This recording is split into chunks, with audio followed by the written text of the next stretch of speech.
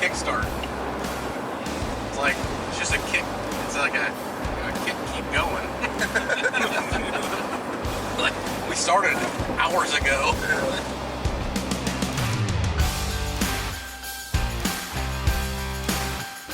So as we arrived in Texas, we met up with JD.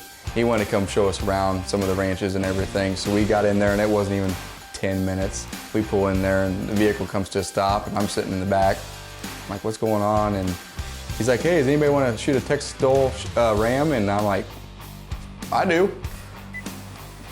Ready to shoot your Texas Dole? You got one? It's right there, 120 yards up on the right. Hop out of the truck real quick. So we started unpacking the luggage off the top of the vehicle and throwing stuff everywhere and getting in position.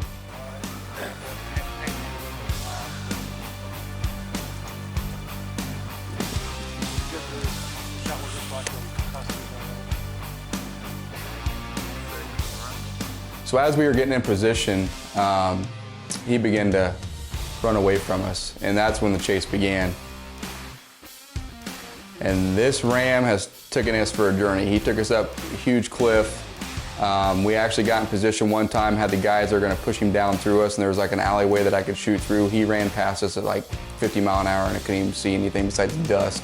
So we decided at that time, this ram he knows we're after him. So we decided just to go back to camp, let him calm down, and come back later that afternoon and try to get back on him. Man, we've climbed a straight up huge freaking cliff. Incline right there. Yeah, I'm not telling where they're going to end up at this point. They're just running so hard. he's a smart one.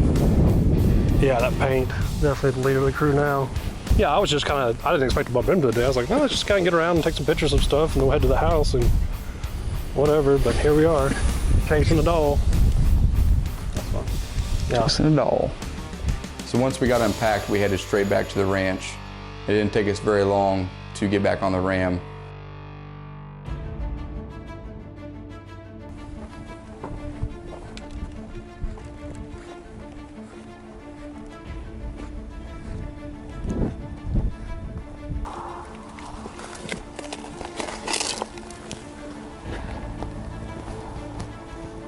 Just wait for him to clear. Okay. He's the one standing, ain't he?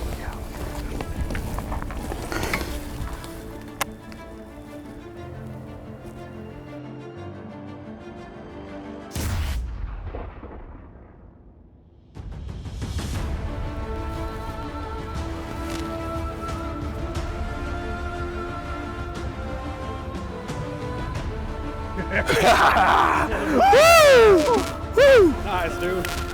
Yeah! So once we walked up on the ram and we recovered him, I was just in shock of how cool and unique actually a different animal is. I'm used to whitetails, that's all I'm pretty much used to. And just the rings of learning how old they are on the horns and everything, it was really, really cool experience. And I couldn't wait to go hunt, you know, a goat and stuff like that, because these are just exotic animals that us, especially me from Iowa, don't get to hunt every day. And what an awesome day and an amazing experience.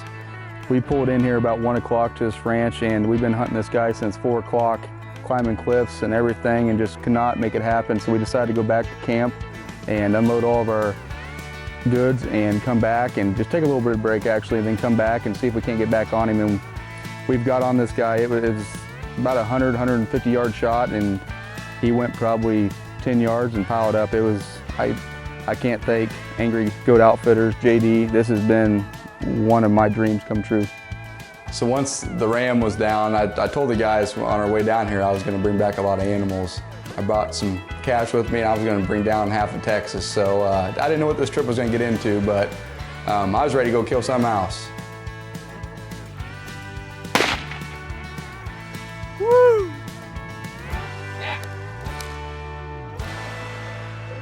So as the sun came up on that first day, we couldn't be more excited to get after some goats, and we had, you know, a pretty good group of us that were there hunting. There was going to be 5 of us, and you know, myself, Dennis, Ian, my father-in-law Gary Leopold, and then we had Julian Loker. And Julian was actually the taxidermist that mounted Ian's goat and Jake Goodwin's goat from the previous trip. And that kind of really, you know, introduced Julian to, you know, Catalina goats. And the idea, you know, of being able to go to Texas and chase one with his bow was something that he really wanted to do. And he had let Jake Goodwin and Ian know that if the opportunity arose, that he wanted to go along. And so when we were putting this plan together, we decided to make that offer to him, and he accepted. So the great thing about it is that he wanted to go after it with a bow, and the rest of us were mostly going to be hunting with rifles. So we decided that because he was going to hunt with archery equipment, that we would probably focus on him getting his goat first. So he was up to bat.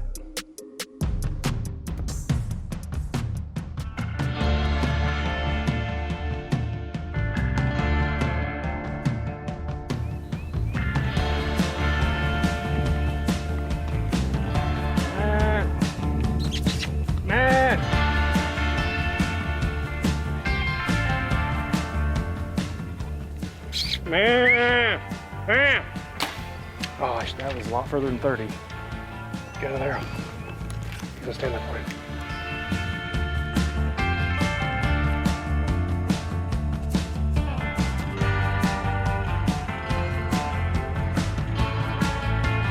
And I was amazed. JD knew these goats, knew exactly how to get us in position, but it still was a challenge. And I think that's the one thing that, you know, when people hear about, you know, hunting Catalina goats, for one thing, these are free range goats. They are not high fence. They do mostly stay on this particular ranch, and JD has a really good idea about where they're going to move and how they're going to move. But that's what a good guide should be able to do, is he should be able to put you on the animals, and he certainly was able to do that. And finally, Julian got an opportunity.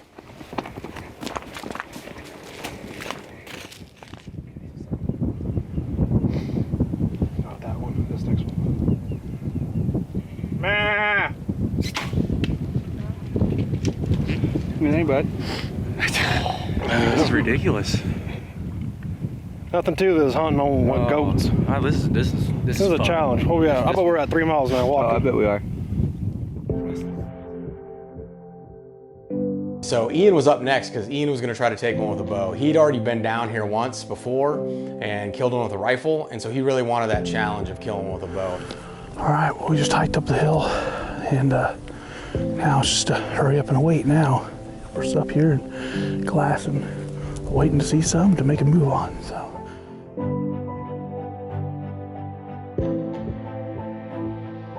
It was hard. It was, again, we were back and forth, trying to get on these goats, and you know, he had an opportunity, and that's hunting, you know, I mean, and that is what it is.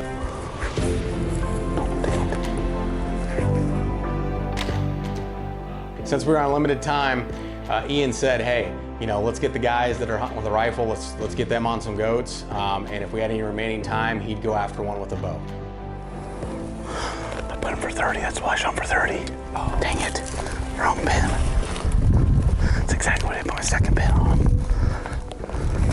Dang it.